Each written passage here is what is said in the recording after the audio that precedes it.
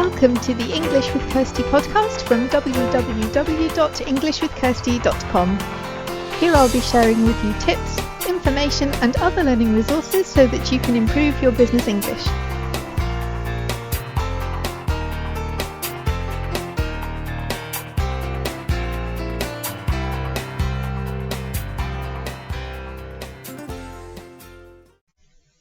Hi and welcome to English with Kirsty.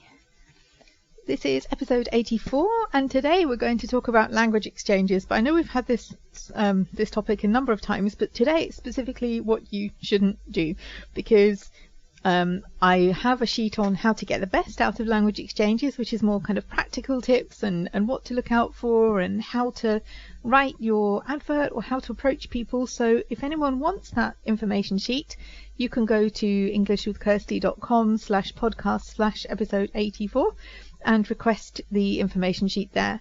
But today the topic is about what not to do, because I've seen people doing some unhelpful things, but they're not always intentional. So some people are just annoying, but most of the time people don't intend to be annoying, but the problem is they don't realize that what they're doing isn't very helpful.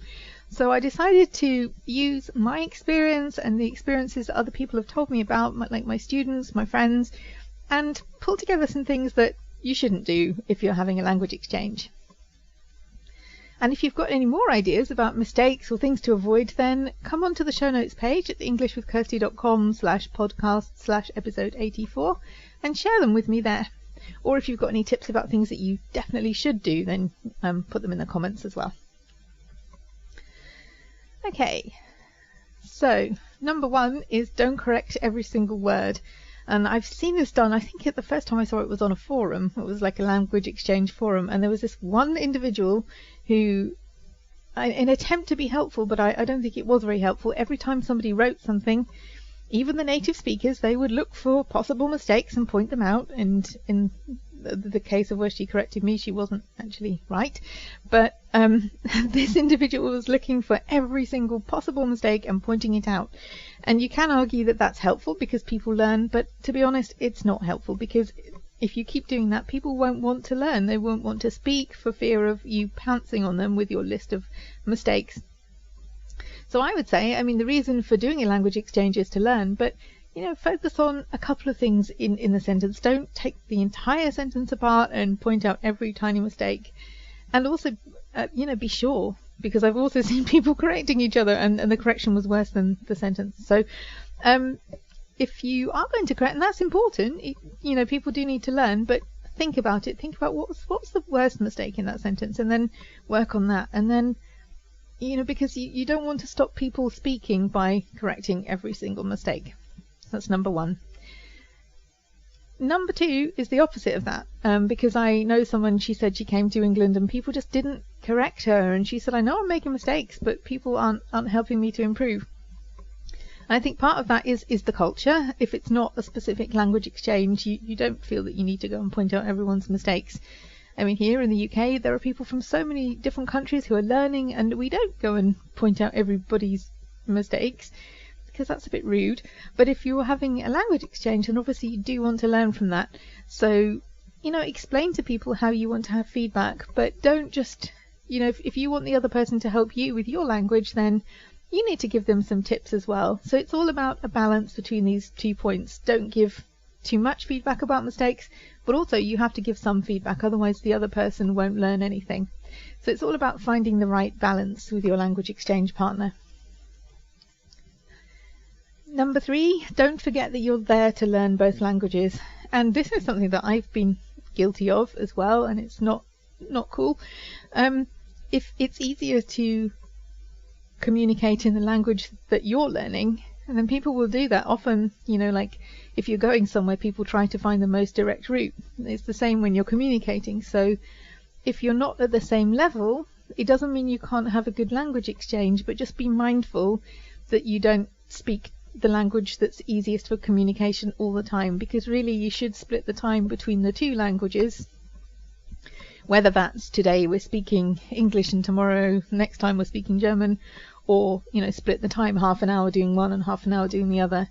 But it's something to be aware of when one language learner is more advanced than the other, but it can easily fall into that you just speak the one language. And then that's not very fair, because the person who actually has either the weakest skills or who is just less confident doesn't speak so much of the language that they want to learn, and they're the one you really should be helping. So just try to be aware of that.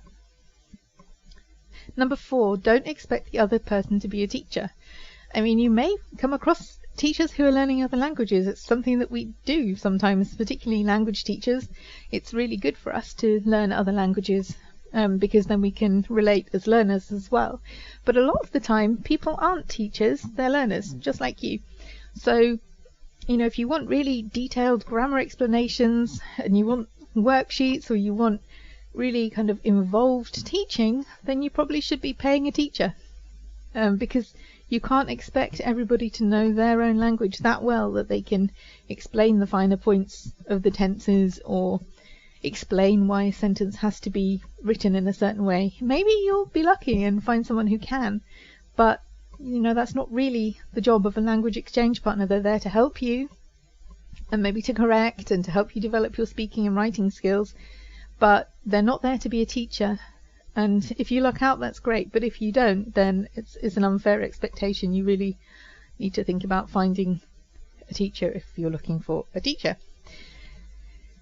Number 5, kind of on the same topic, is don't pretend you know all the answers. Just because somebody asks you something about your native language, it doesn't mean that you're going to know the answer.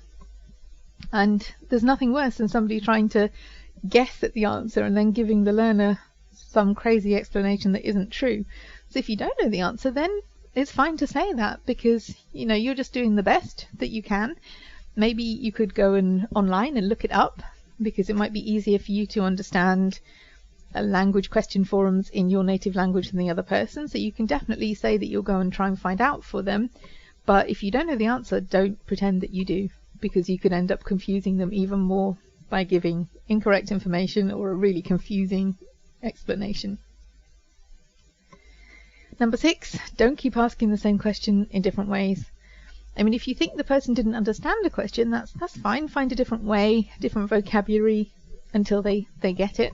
But sometimes people just need time, and if you fill all the space with words, then they don't have time to think. So if somebody doesn't answer you straight away, then just give them a few seconds to try and work out, because it may well be that they understood the question and they're thinking about the answer. So I think sometimes people think, oh, I didn't get an answer straight away, they didn't understand the question. And sometimes, I know with my experience when I started learning German, for example, I understood the question very well, but it was a complicated answer.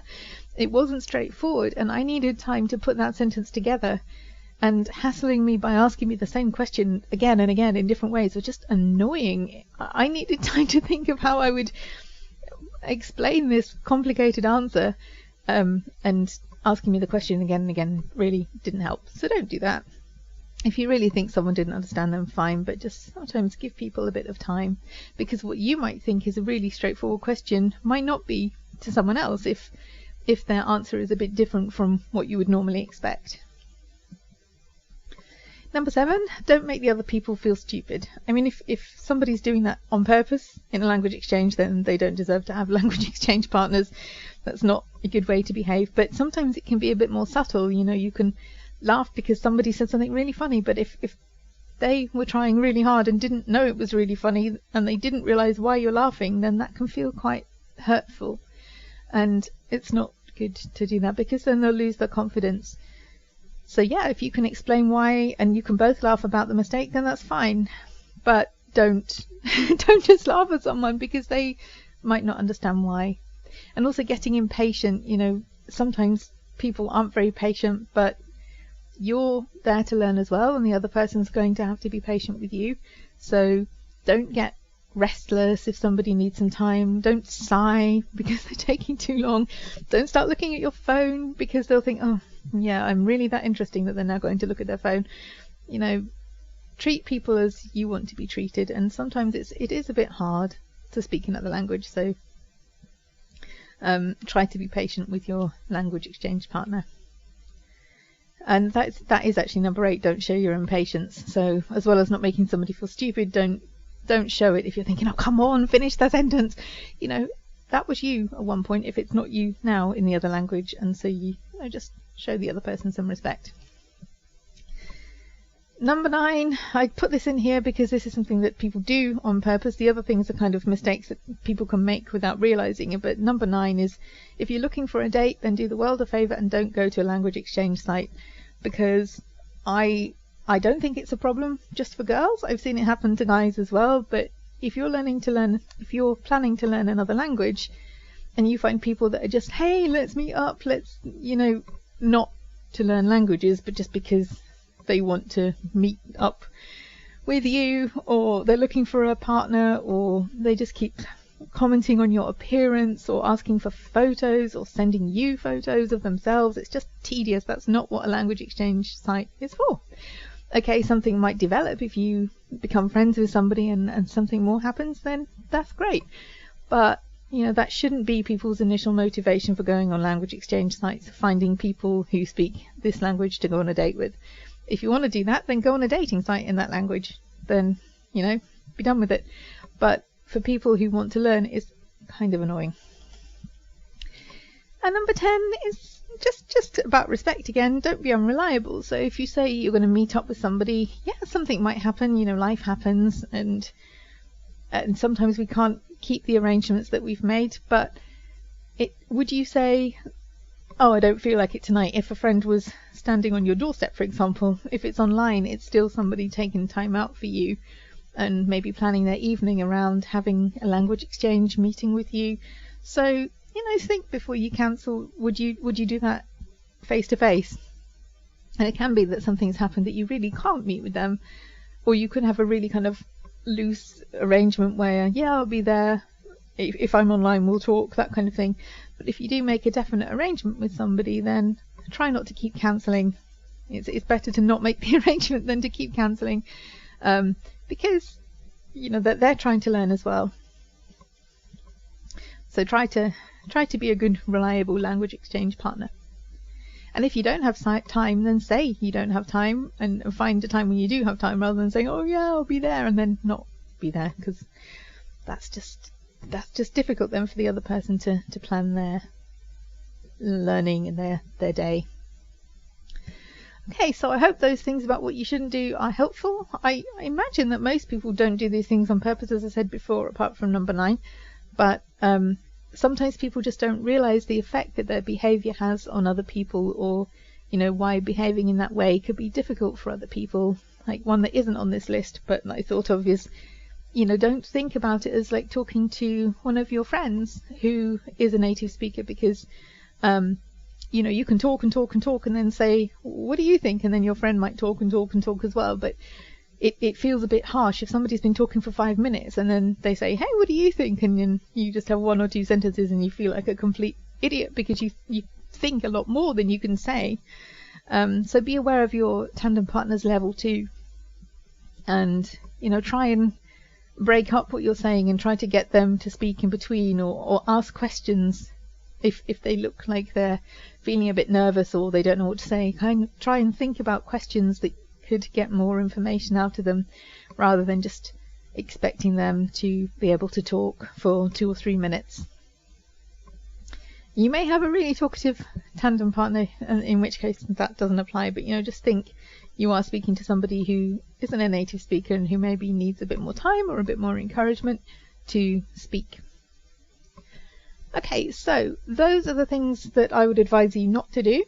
And if you want the information sheet about what is helpful to do, so just breaking it down about how to find a tandem partner and what to do, then you can sign up for that on the show notes page, which is englishwithkirsty.com/podcast/episode 84.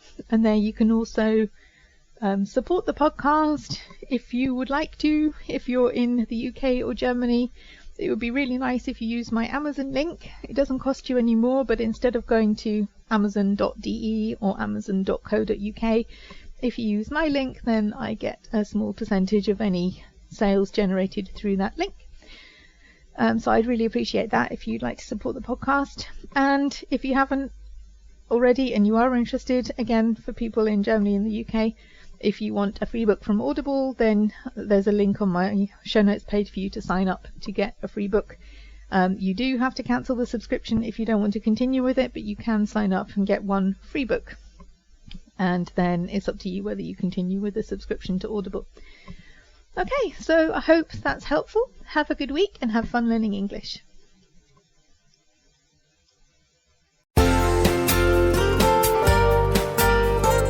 I hope you enjoyed this episode of the English with Kirsty podcast. If you have any questions or comments, my email address is kirsty@englishwithkirsty.com, or you can go to www.englishwithkirsty.com/podcast, where you'll find information about the individual episodes.